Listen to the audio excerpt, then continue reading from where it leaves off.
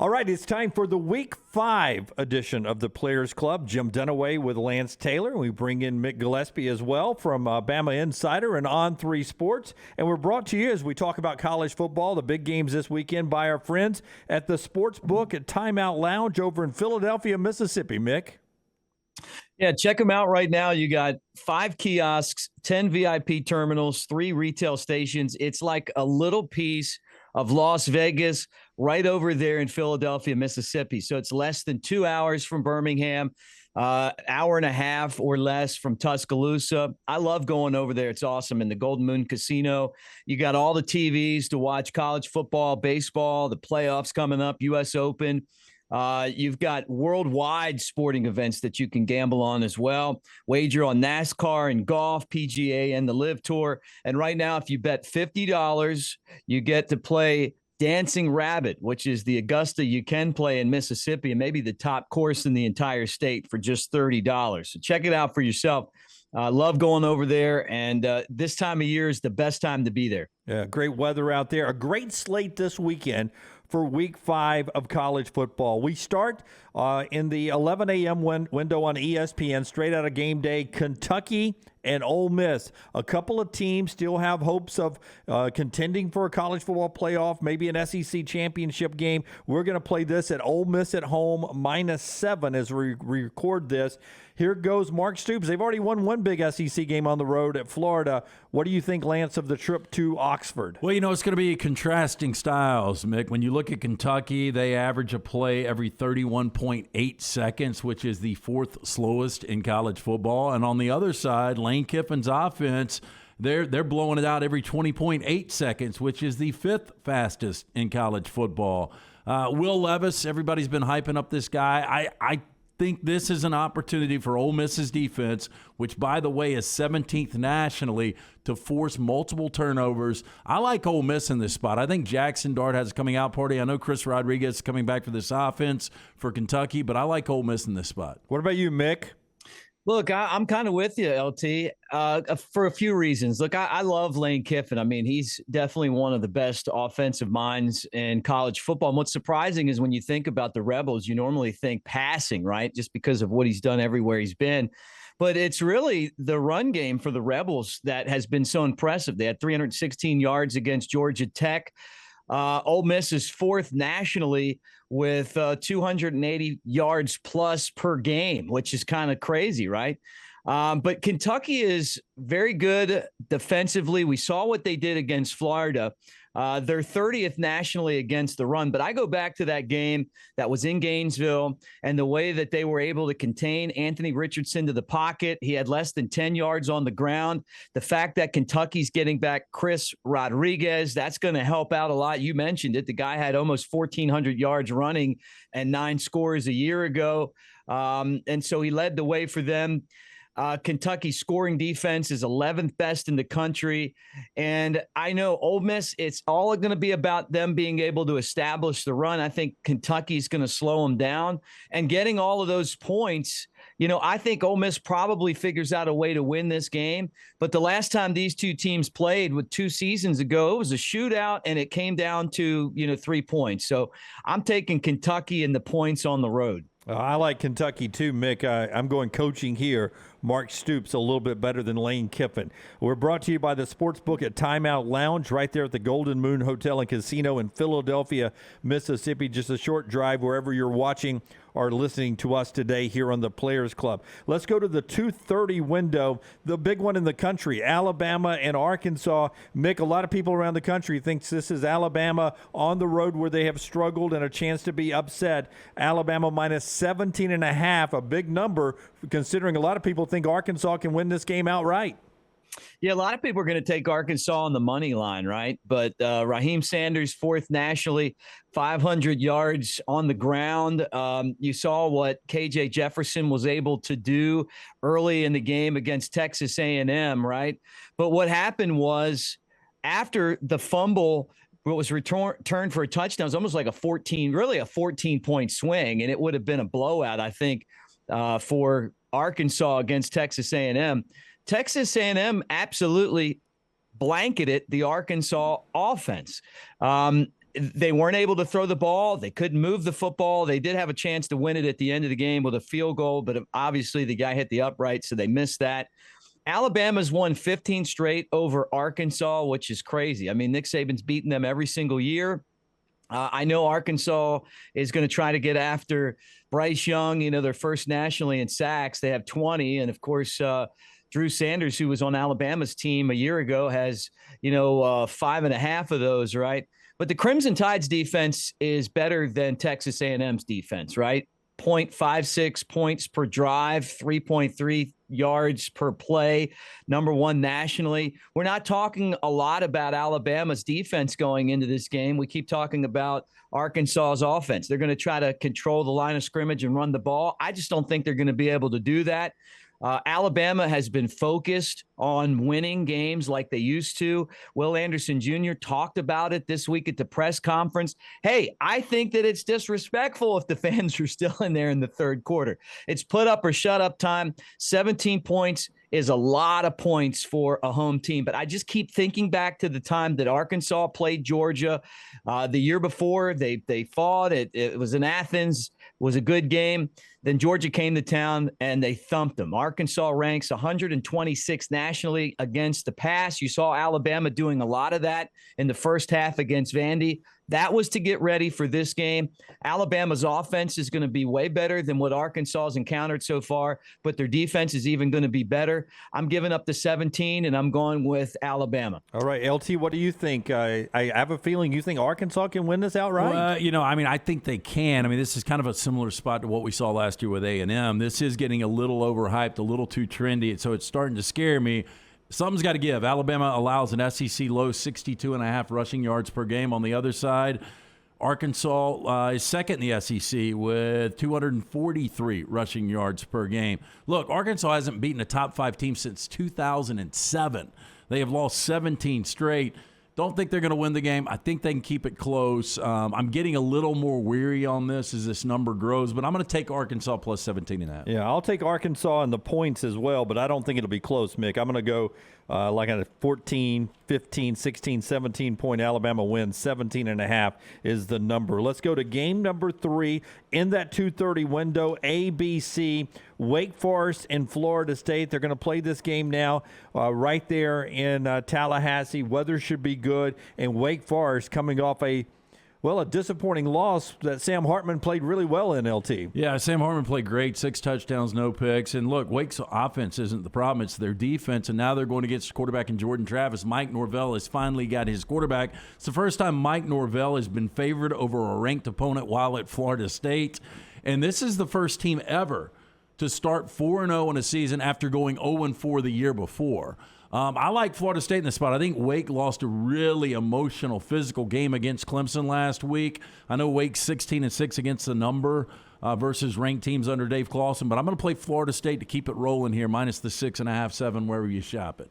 Mick, what do you think on this game here in Tallahassee? I thought it was a misprint. I thought it was something. I'm looking at it and I'm going, something's got to be wrong here that Florida State is that big of a favorite. I'm excited about taking Sam Hartman. Look, I watched that entire game last week against Clemson, but Florida State, you're no Clemson. You got by LSU. If those two teams played this week, I think LSU probably beats them by 2 touchdowns. Florida State is improved, but I think Hartman's one of the best quarterbacks in the country. Had his 3rd straight 300-yard game. After coming back from the blood clot issues. He's got 6 touchdown passes against the Tigers last week, which was crazy. The play calling got bad in overtime with Wake Forest having a chance to beat Clemson, right? And Clemson's still the top cat in the ACC. Jordan Travis, good quarterback for Florida State. I like his wheels. He can throw the football.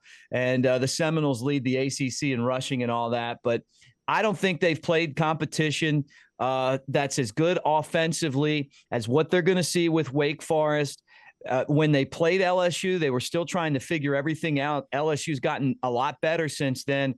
but I'm taking the points, and I think Wake Forest, honestly, I feel like this for me would be a money line game. I think Wake Forest bounces back. This is an opportunity for them at a little redemption. They let one get off the hook last week. They're not going to do it this week against the Seminoles. Yeah, I'm with you. I'm money line Wake Forest. I think I'm money line UK as well, Kentucky at Ole Miss. I like both of those teams to win outright. This is the Players Club. It's brought to you by our friends at the Golden Moon Hotel and Casino in Philadelphia, Mississippi. The short drive from Birmingham or Tuscaloosa or Jackson or New Orleans or wherever you're watching us. The Sportsbook at Timeout Lounge offers a Vegas-style sports book with that traditional sports betting. Bet on all the sports that you love right there in the Timeout Lounge. And here's the great deal.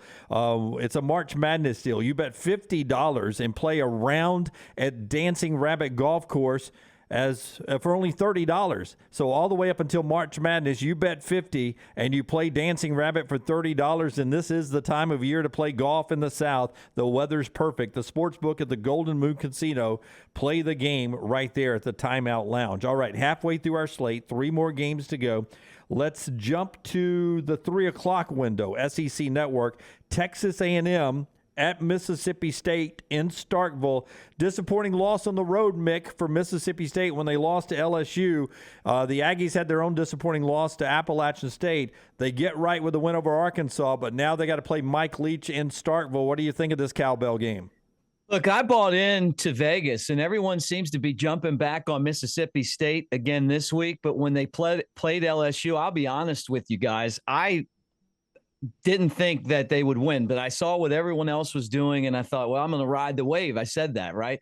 The reason I was riding the wave is it's Mississippi State. I know they got Mike Leach as their coach and Will Rogers, who's having another great season. You know, the Leach air raid offense, it looks so great on paper, 1,400 yards and 16 touchdowns, 3 interceptions. But what we found out is you don't need Aniyah Smith at wide receiver to beat these guys if you're Texas A&M. You're going to beat them up front. LSU absolutely took their pants off and spanked them in the fourth quarter of that football game. It was embarrassing, and I'm thinking that even though Texas A&M is going to be without their star wide receiver, that you're just going to see a lot of A-chain. They're going to beat them up front. It's Texas A&M against Mississippi State. You can forget about all the other gimmicks and, the little spread offensive attack. What this football game is going to turn into are the guys up front for Texas A&M are better. They're 4- and 5-star players. Mississippi State, 1- and 2-star guys. They're going to get freight trained. This is total money line for me. I can't even believe that State's favored in this game. And look, I know they beat them last year. It was a fluke. Boy, we are opposites today. Again, something's got to give. A&M only allowing 153 passing yards per game. On the other side, we know Leach, all he does is really throw the football, 351 passing yards per game. Will Rogers coming off a really bad game 2 weeks ago, bounced back last week against Bowling Green, different competition, obviously. But Texas A&M, 0-6 straight up under Jimbo Fisher as a road dog. They're a road dog here. I think Mississippi State wins the game and covers. I'll take State. I like Mississippi State in this one as well, as they played there in Starkville. Tough stretch here for A&M, going from that rivalry game to a tough wounded Mike Leach team there in Starkville. LT, let's stay in the SEC. Let's go to Jordan-Hare Stadium, 6 o'clock on ESPN.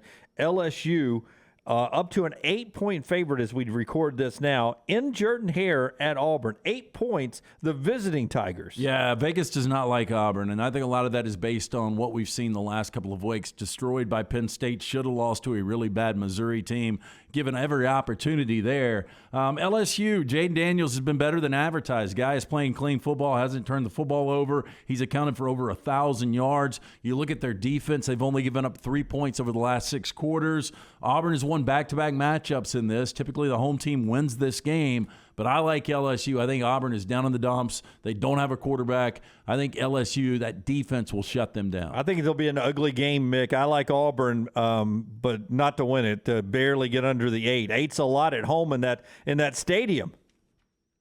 Look, I'm looking at this Auburn team who I took last week, and it was another miracle that was provided by the Auburn Jesus. The way that he knocked that football away as Missouri was going in for the winning score at the end of the game. But we've seen that in the past. it's just crazy because I feel so sorry for Auburn's head coach. It's like the first season of Game of Thrones. Like, all the Auburn fans are out there. They want to chop the guy's head off. People are trying to save him. What's going to happen?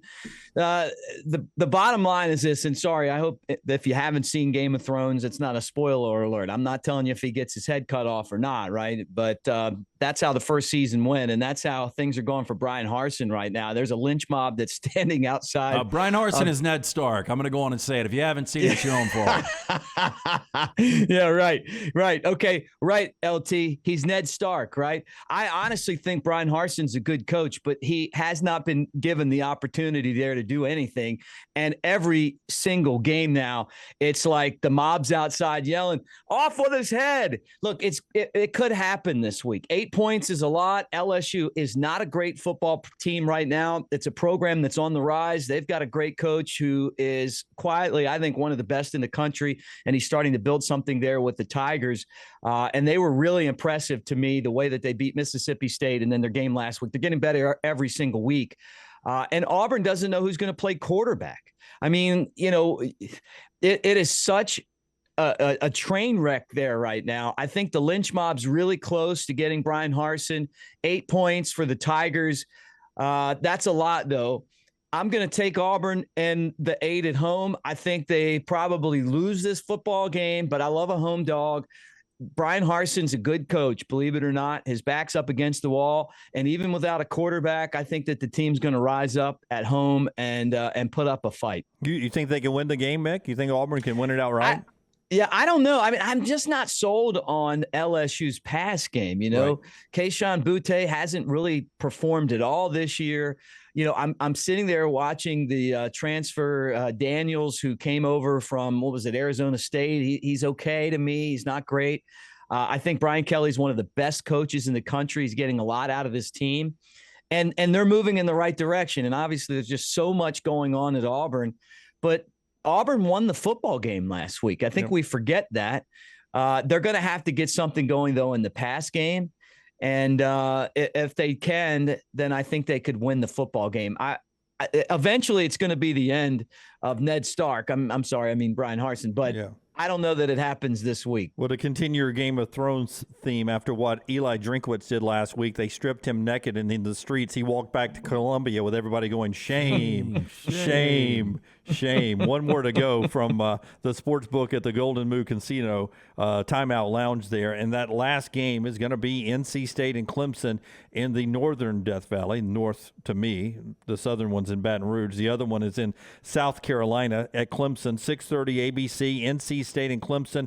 Dabo's team given 7, LT. Start us off on this one. 36 straight home wins for Clemson. The last time we saw them lose, that wild finish against Pittsburgh, where they lose by a point back in 2016, by the way.